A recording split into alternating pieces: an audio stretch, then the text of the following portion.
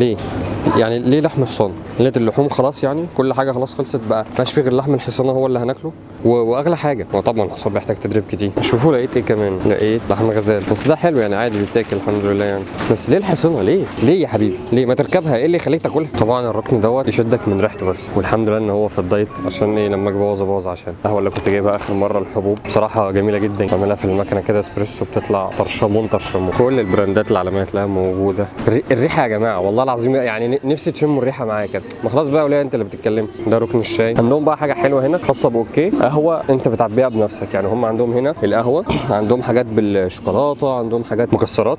تقدر تاخد كيس من دوت، كيس مثلا متعبي جاهز مكتوب، او ممكن انت تعبي لنفسك كيس مثلا زي دي اهي، تعبي تحط هنا. مش عايزهم حبوب بتروح هنا يا معلم بتطحنهم، بعد كده بتوزن وبتاخدهم وبتطلع تحاسب. الاشياء الغريبه جدا برضه لقيتها هنا ان هم عندهم هنا تشكيلات شاي كبيره جدا جدا. الروسيين هنا بيحبوا يشربوا الشاي بنكهات، يعني هتلاقي شاي بالشوكولاته مثلا، شاي بالخوخ، شاي بالمانجا، شاي بالبطيخ والكنتالوب بالورد، مش عارف ايه بالفراوله وبالعنب، قهوه قصدي وكراميل وقرفه، اناناس وعنب. بس ريحتهم حلوه، بس ما جربتش حاجه منهم بصراحه قبل كده.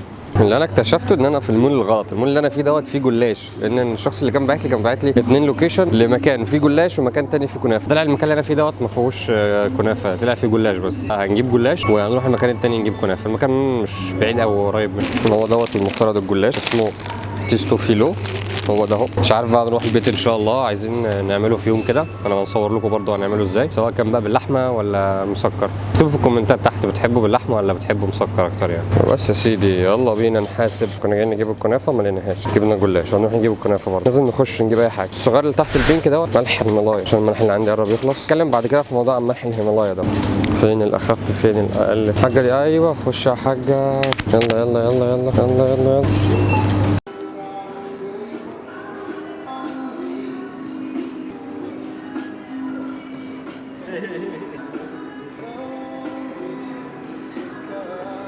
ادانا الكارت بتاعه وقال لي ابعت لي الفيديو على الفي كي او على الفيسبوك او على التيك توك تلاقيني موجود. راجل لطيف والله ورسمه جميل جدا. حاليا خلصنا جبنا الجلاش وهنطلع ان شاء الله من المول دوت نروح المول التاني عشان نجيب الكنافه باذن الله. هتسالوني ايه ده؟ هقول لك ده روبوت بيعمل ايس كريم، حتى تحت كاتبين روبوت ايس كريم. длиной 5 метров, а шириной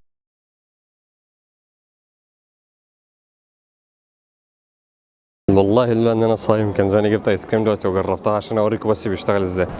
طلعت بالصدفه من باب غير الباب اللي دخلت منه، اكتشفت ان انا في بارك يعني حديقه، يعني جنينه. طبعا زي ما انتم شايفين الغابه اللي ورايا ديت هي دي المفترض الحديقه، وفي هنا ورايا كمان ساقيه اوقات الاطفال، وفي ورايا هنا بحيره، لكن طبعا عشان لسه الجو بيعتبر برد شويه فهي شبه متجمده، وفيها بط وبس محتاجين نجيها في يوم. وفي صاروخ هنا اهو، الصاروخ اهو.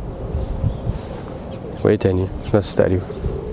تجربه لطيفه بصراحه، اكتشاف جديد. والله يا فندم لو حضرتك فعلا محتاج ال 30 مليون دول في اسرع وقت فاحنا ممكن نوفرهم لك، ولكن بشكل مختلف، لان زي ما حضرتك عارف ان احنا معظم فلوس مستثمرين في سويسرا وفي بلجيكا وفي بورسعيد، فالموضوع بالنسبه لنا هيبقى صعب شويه ان احنا نجمع ال 30 مليون على طول. ولكن لو حضرتك اديتنا 24 ساعه ونص ان شاء الله ممكن نجمعهم في الوقت دوت. شكرا لحضرتك. بس لحظه واحده اسجل اسمك على السيستم علشان نقدر نضيفك على البرنامج عندنا. الو السلام عليكم.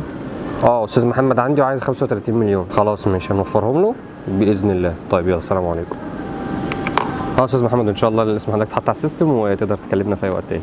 الان في رحله البحث عن باب الخروج عشان نروح. اللي يعرف باب الخروج يا ريت يقول لنا عليه. عمالين نلف في نفس المكان ومش لاقيين باب الخروج. لقينا باب تاني طلعنا لقينا باركينج، باب تالت طلعنا لقينا بارك اللي هو حديقه، والتاني كان مركن عربيات. باركينج اللي هو الجراج. ولله الحمد وجدنا باب الخروج. الكلمه بتاعتي كنت لكم عليها بتزق دي الكهرباء منها، هي بتلف لوحدها ما بتزقكش. الله شمس، الجو برد قوي النهارده مع ان في شمس. الشمس هنا ملهاش اي علاقه، ملهاش اي علاقه بالموضوع. يلا بينا نروح. اللقاء يا ردوجه بارك، نلقاك في وقت لاحق باذن الله. الان منتظرين الترام رقم 18 اللي هياخدنا يودينا لاورفو. اورفو ده اسم الجامعه بتاعتي واسم المحطه اللي انا هنزل فيها ان شاء الله. ترام رقم 1 مشي، منتظرين ترام 18 جه. يا اختي اسم الله، يا اختي اسم الله، يا اختي جه يلا بينا ان شاء الله يبقى فاضي. بسم الله. قالوا لو هدانا الله لهديناكم سواء علينا أجزعنا أم صبرنا ما لنا من محيص. وايه دلوقتي واحنا مروحين حاول تستغل وقتك بقدر الامكان واقرا قران حتى في الايام العاديه، مش لازم في رمضان بس. بصراحه من افضل الاوقات اللي انصحك بيها قراءه القران، يعني بالذات في رمضان كمان، من بعد صلاه العصر لحد المغرب. الدنيا هاديه كده والناس اللي خلص شغل خلص واللي روح.